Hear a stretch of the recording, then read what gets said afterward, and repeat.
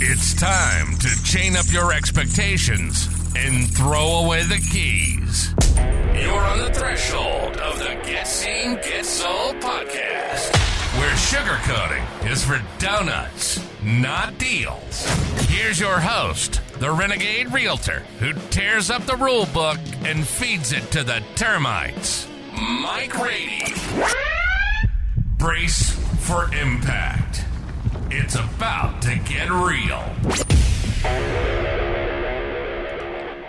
What's up, everybody? It's Mike Rady, Get Seen, Get Sold. How are you?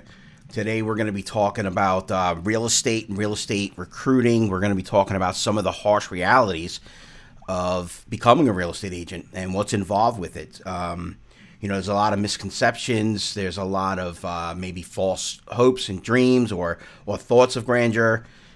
Today's purpose is not to deter people from becoming a real estate agent, but it's just to kind of level it out a little bit and let folks know what it is all about, and to keep things going. So to my guest today is Chris Larcome from Better Homes and Gardens Real Estate, which obviously happens to be where I'm from, but we tap the resources and the people we know, so it's not like I'm trying to be a company shill or anything.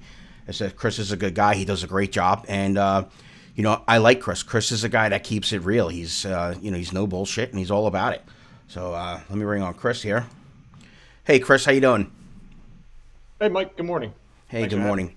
No, thanks for being on. Look, listen, this is still all trial and error. We're learning all the software, the ins and the outs and everything, so we're trying to get things done. But Chris, I like to keep things honest and real with people across the board. That's pretty much how I run my business and I run my life and how I do everything. And it's just, it is who I am. I'm not everybody's cup of tea or anything like that. And, I know of you and a little bit about you, and, I see I see actually the great success that you're having in recruiting. But the one thing that I do know about you, with talking to you is you're pretty down to earth, honest guy like me. I mean, you kind of just lay it out and it is what it is. You don't really sugarcoat stuff.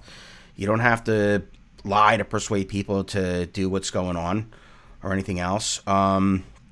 So, I mean, let me ask you, so, like, how did you become a real estate recruiter, like, right off the bat? What's your backstory on that?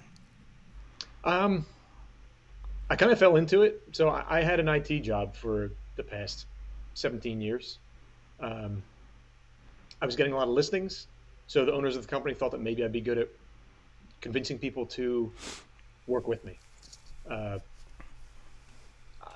They knew I didn't really like my job. I mean, I did my job because it paid well and because you have to have a job. But I was on them all the time about wanting to get out of my job. Okay. And they thought it was a good option. So I kind of took a pretty big risk quitting my career of 17 years to see if I can make this work. So, okay. And it worked out. Right. Yeah. So, it's about 2 years now. So it's been really good. Right. It's a big leap of faith. I think I don't know of too many people. I mean, you probably see it more than I do, but I don't know of too many people that actually say, from high school, or whatever, I'm going to go into the real estate business. From my experience and the people that I know and everything else, we all start off somewhere else where, this isn't the thing. I didn't become a real estate agent until, I was like 46 years old, give or take. So it wasn't something that I just jumped to. I was, prior I was a truck driver, and then after that I was an operations manager for a major cable TV company. So none of these things really prepared me for real estate. And I myself, I fell into it also. So that seems to be the growing thing, you kind of fall into it. And, some of us make it and some of us don't. So we got some really crazy percentages. Can you tell us what the percentages are of, like, agents that make it versus agents that don't? Like brand new agents, I think it's like 20% or something like that. One out of five. They make it, right? Make it meaning sell a house. I mean, right. As far as making it a career, I don't know. Right. But ever selling something, about 1 in 5. Yeah. So it's just not that easy of a business. I think it's not an easy job. Right. There's a lot of misconceptions. Sure. I mean, it's a 75-hour class? Is that what it is now? Yeah, 75-hour class, couple $100. Class, you pass the state test, you pay a couple fees, and you got your license. It's a pretty low bar to get in. I mean, it's a hard test, hard class, but you don't have to devote years to it. It's not like getting a degree. And people think that because you have a real estate license that you're going to get customers flocking to you, which really isn't the case. Right. Everybody knows a dozen realtors. So, Yeah, no, I agree with you. The last time I checked the numbers and like no bullshit, I think New Jersey alone has like 66,000 agents in it or it's something in the like that. 60s. At least it Yeah. was. Yeah. Yeah, and I can tell you this from what our industry leaders and reports say, where as real estate times get harder, people seem to drop off. During COVID, you can trip over a house and sell it. It's not the way it is now because the rates are higher and people actually have to do some work. But why do you think it is that there's such a high fail rate? Or is people not planning? They just got the wrong idea? Um, I think that people can't really. A lot of people can't handle the freedom of kind of being your own boss, making your own schedule, making yourself go to work. When you have a boss that's going to fire you if you're not at work 8 to 5, it's very easy to show up and be there. As much as it sucks, but when you don't want to be there and you're your own boss, it's very easy to not show up. Yeah. I think a lot of the failure is just not showing up. I think the other part is that there's not a lot of direction in real estate. I mean, people will you'll get there's seminars, there are classes on how to use your whatever e-sign system you might use or document filing system you might use, but it's very rare to find a company that gives agents some kind of direction as far as a path to being successful. I guess Yeah. is my Yeah, I agree with that 100% because we see that all the time in business when we're on deals with other agents. We'll see an agent that's done maybe 2 deals a year, and it's not going to be the success story that they want it to be because you're right. You got to be really disciplined. This is a job just like anything else. This isn't a hobby or I know we have some dual career agents and part timers, but there's a lot of us out here that are doing this full time. We get up every morning. We got to be disciplined. We have to have our routines. We got to use our systems and our processes in place. And we have to know what's going on. I know that you deal with a lot of new agents that come out of school and, right out of school. So they're fresh and they're green.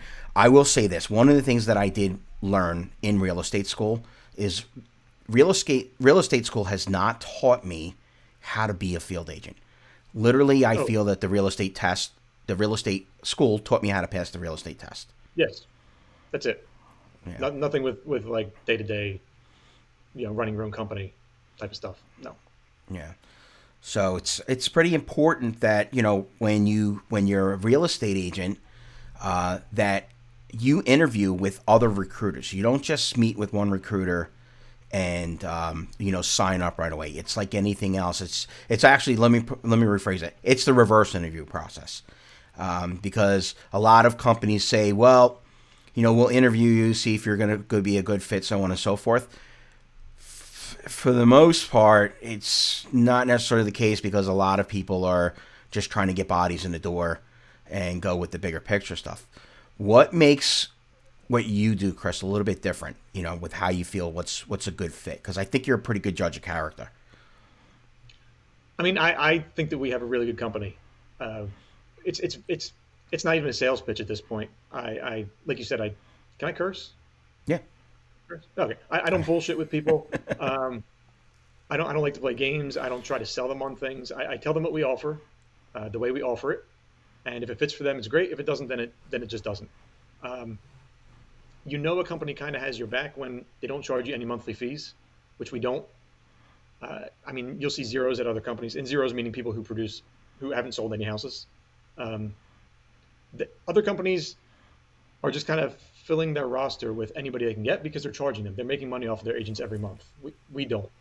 So it's a really easy thing to tell people that we have your back. We're kind of we're a partner instead of just a place for you to hang your license, because we only make money if our agents make money.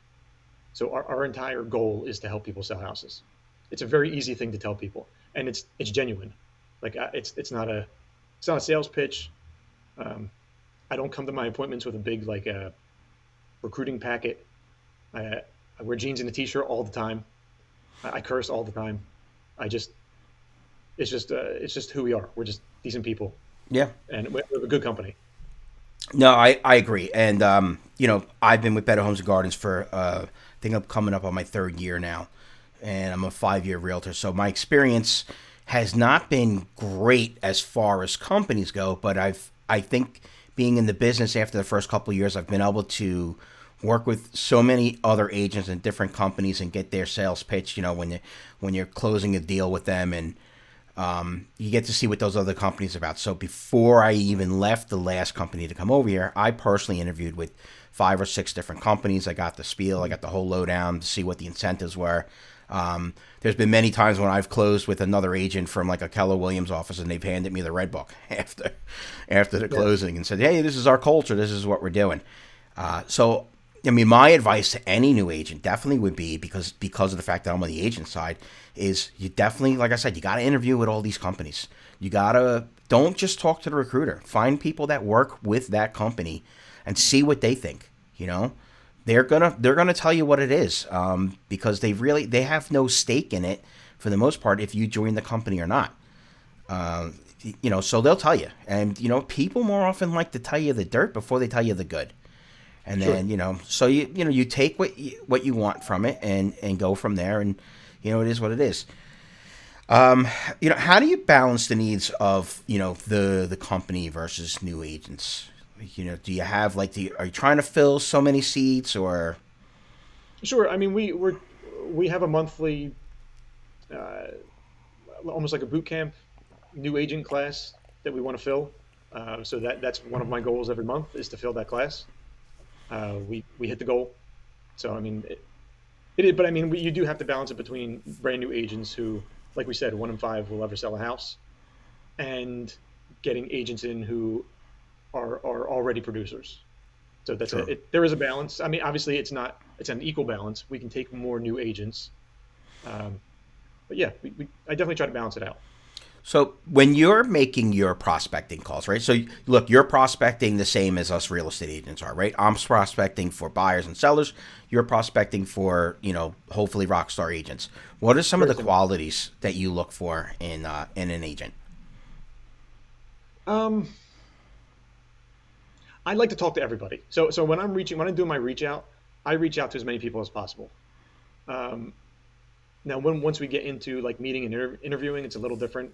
You kind of get a feel for who the people are, if they would fit in with the company. I mean, I don't want to convince somebody to come over to the company that is just going to be unhappy in a couple months. So there are people that I tell them, like, if you're happy where you are, you shouldn't make a move. And I like it. Yeah, I mean, it's honest. Like I don't want people coming over and then leaving a couple months later thinking that I sold them on something that wasn't true, or there are certain companies that do certain things that agents like. We might not do all of those, and vice versa. And there's no reason to lie about it. Everybody's going to find out all the dirt at some point. So sure, there's no reason to lie. Sure. We're going to pause for a second, Chris, and Chris was also part owner of the Colonial Cafe, and I wanted to thank him for coming on. So we're going to have a little bit of a commercial spot here. So we'll be right back in a second, folks. Are you tired of coffee that tastes like it was brewed in the Boston Harbor? Wake up. The Colonial Cafe Coffee Bar at 14 White Street in Mount Holly serves up the rebellion your taste buds deserve. Their motto, making people tolerable. Because let's face it, before coffee, we're all a bunch of redcoats. There, they serve revolution in a cup, turning the sleep-deprived into morning patriots. So join the uprising at the Colonial Cafe Coffee Bar. It's not just coffee, it's a declaration of war on the mundane.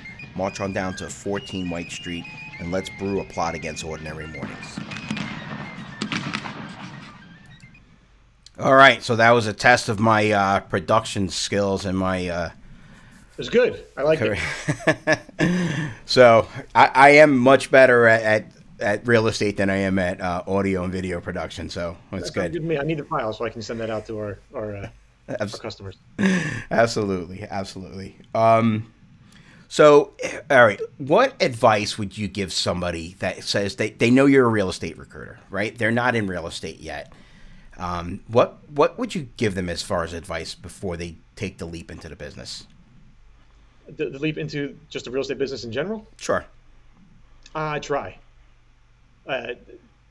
There's no reason not to. I mean, do the class, study a little bit. I mean, it's going to cost a couple $1,000s to get into it, but there's so much money to be made, and everybody has their own niche. Uh, you never know. I wish I would have started like far sooner than I did. I started selling in 2017, so I was I don't know 35. Um, I wish I started when I was like 18 or 19. I'd be so much farther ahead than I am now. So no reason not to try. Right. Yeah, I think so too. I think that's the biggest part of it.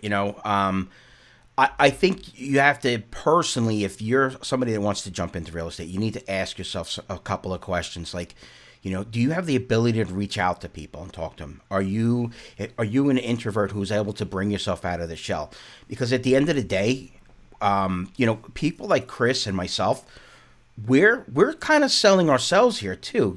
We want people to come along with us. I want real estate clients to come along with me on the journey of buying and selling.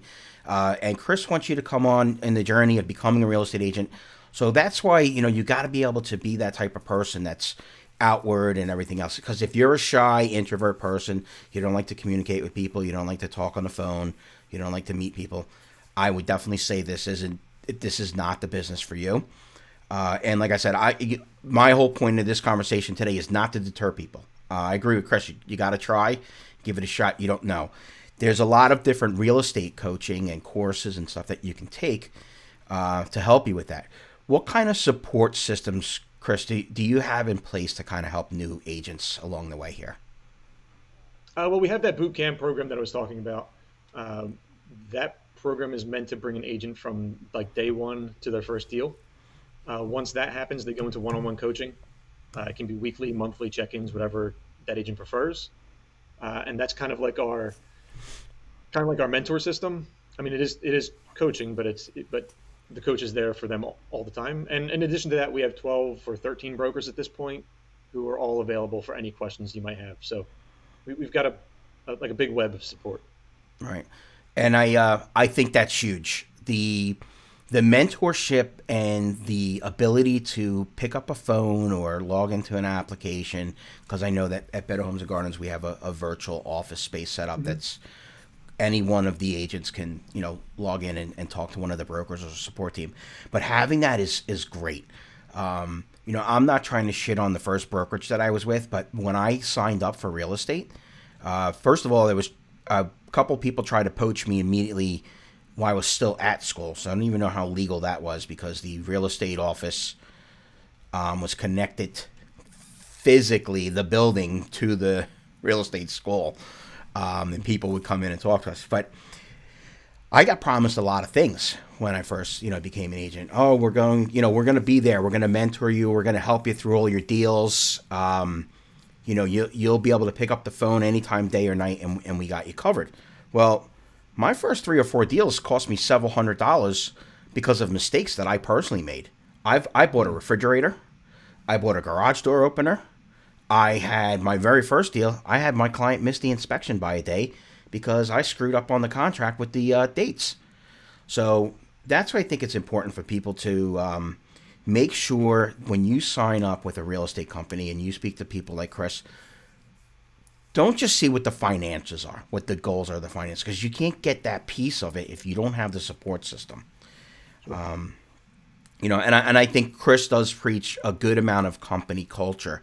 And, like I said, I think Chris is very honest and down to earth, and what he's telling you is the truth. And Chris could work anywhere, and, he works for the company over here at Better Homes and Gardens Real Estate Matoro, because it is a good culture. And like I said, this isn't my recruiting platform video or anything else like that.